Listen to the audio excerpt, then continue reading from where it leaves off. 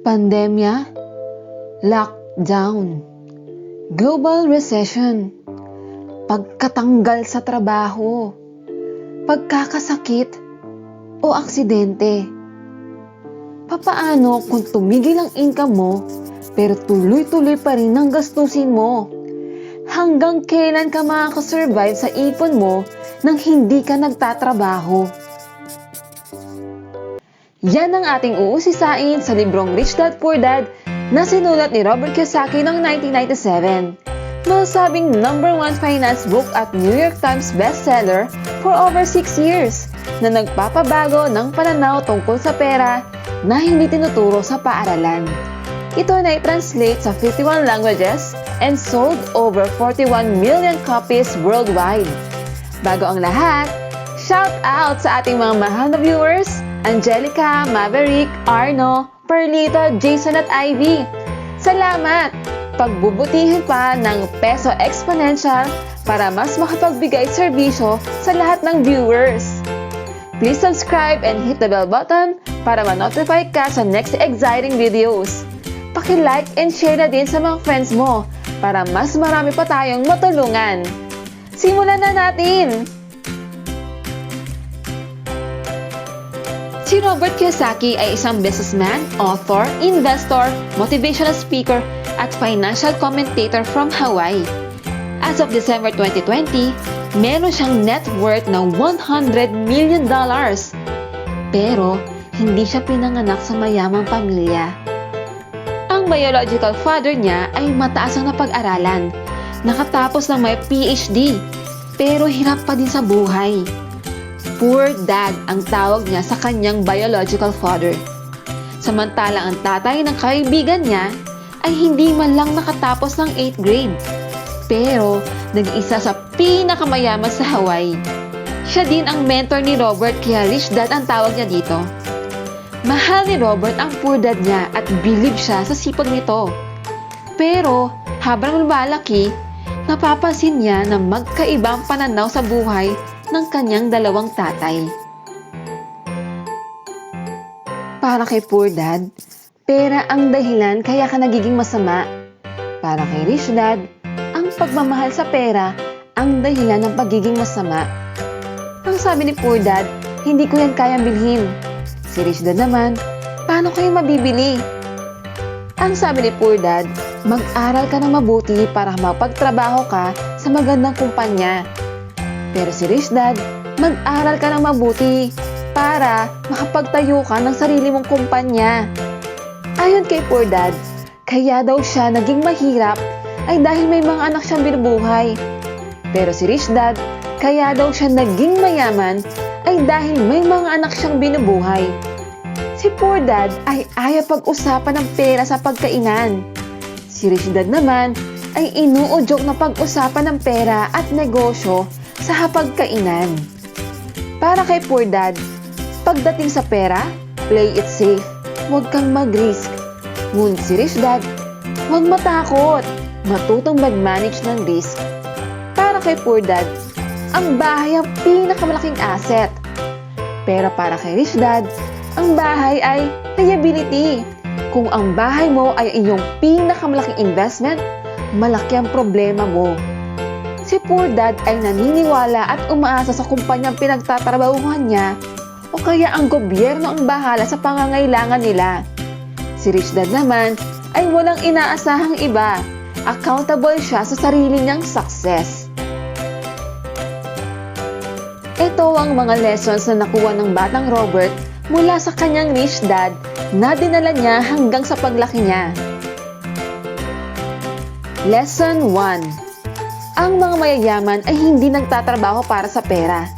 Ang pera ang nagtatrabaho para sa kanila. Ito si Juan. Si Juan ay masipag, matalino at may pangarap sa buhay. Mataas ang marka sa school, nakagraduate at nakahanap ng safe at secured na trabaho.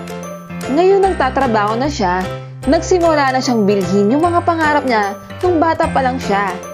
70 inches Android TV at pinaka-latest at mamahaling cellphone. Dati, nag-MRT at bus lang siya papasok sa trabaho. Pero ngayon, Nakabili na din siya ng sarili niyang sasakyan. Tuwing may sale, bili dito, bili doon. Sa trabaho naman, grabe ang sipag at kayod para ma-promote at tumaas ang sahod. Nung na-promote si Juan, nakabili naman siya ng sarili niyang bahay sa mas magandang subdivision. Ngayon, kailangan niya magtrabaho ng maigi kahit mag-overtime pa para makuha yung next goals niya. Habang umaakyat si Juan sa corporate ladder, tumataas din ang lifestyle niya. Kailangan niya magtrabaho ng mas maraming oras para mas kumita ng malaki. Uuwi, matutulog, gigising, at babalik ulit magtrabaho kinabukasan. Paulit-ulit. At laging inaasam na weekend na lang sana. Akala niya na magiging masaya siya kung nabili niya yung mga gusto niya. At makita niya na mas lamang at angat ang pamumuhay niya sa iba. Pero si Juan ay nabobore at napapagod na rin sa paulit-ulit na pagtatrabaho at pagbabayad ng mga bills. Madalas nga hindi siya nakabayad on time, kaya nagkaka-interest at lumalaki din yung utang. Hindi niya namamalayan na lumipas na ang ilang taon, tumatanda na at hindi pa din makatigil sa pagtatrabaho dahil hindi pa tapos ang mga bayarin. Hindi alam ni Juan nakasama na pala siya sa tinatawag na rat race.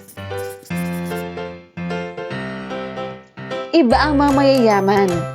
Gusto nila na ang pera ang nagtatrabaho para sa kanila. Ibig sabihin, tamad sila? Ang totoo ay mas masisipag at matutyaga sila, pero tamad lang sila magtrabaho habang buhay.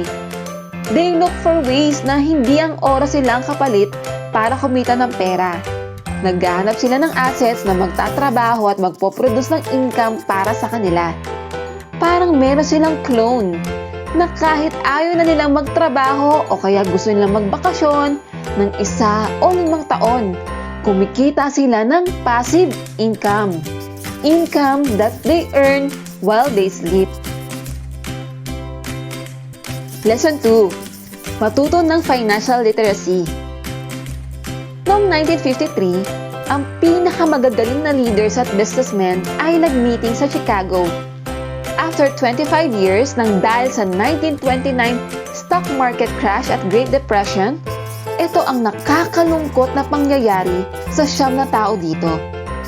4 died broke, 1 went insane, 2 released in prison, 2 committed suicide. Anong pinaka-importanting aral dito? It's all about how much money you keep, not how much you make. Kung walang financial literacy, mauubos at mauubos din ang pera mo. Kaya, mas maraming nananalo sa loto ang lalong naghirap pagkatapos ng ilang taon. Dahil mababaw ang pundasyon nila sa financial literacy. Ngayon, kailangan mong maintindihan ang pagkakaiba ng asset at liability. Ang mga mayayaman ay bumibili ng assets. Anything that puts money in your pocket. Ito ay nagbibigay sa iyo ng income.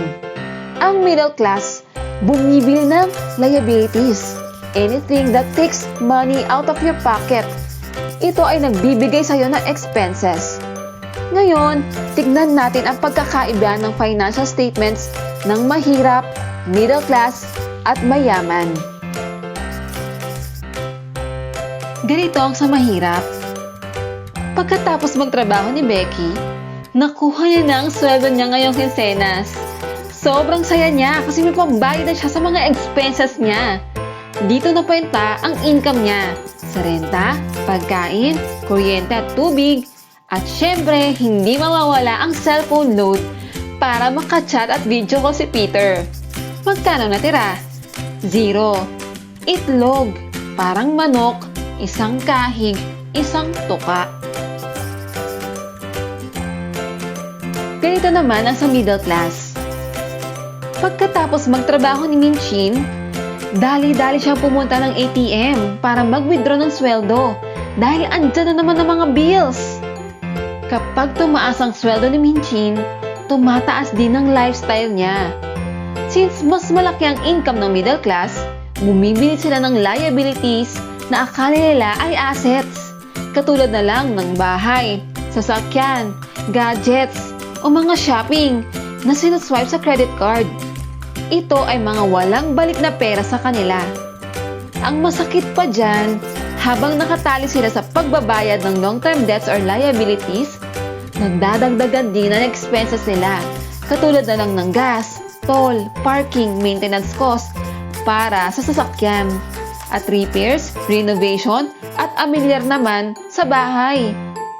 Ang iPhone na binili nila last year ay mas mababa na ang value compared ngayon dahil may bago na naman labas na model. Tingnan naman natin ang sa mga mayayaman. Ito naman ang kay Sarah. Ang pagkakaiba ay hindi lang siya umaasa sa isang source of income. Marami siyang assets katulad na lang ng negosyo, rental properties, bonds, mutual funds, at stocks. Ang mamayayaman ay nagpaparami ng assets at pinapaliit ang liabilities o utang nila.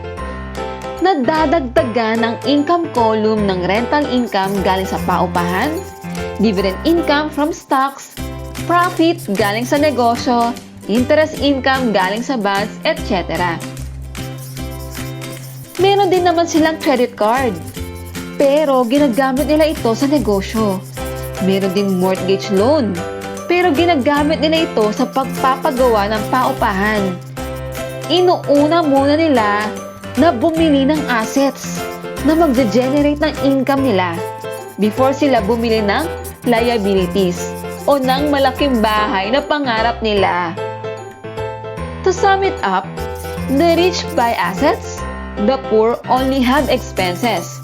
The middle class buy liabilities they think are assets. Lesson number 3. Yan ay itutuloy natin sa part 2. Abangan! Huwag kalimutan mag-like, subscribe, at mag-comment ng mga takeaways or suggestions mo. Baka ikaw naman ang i-shoutout namin sa next videos. I'm praying na maging exponential din ang income mo. Maraming salamat at see you next time!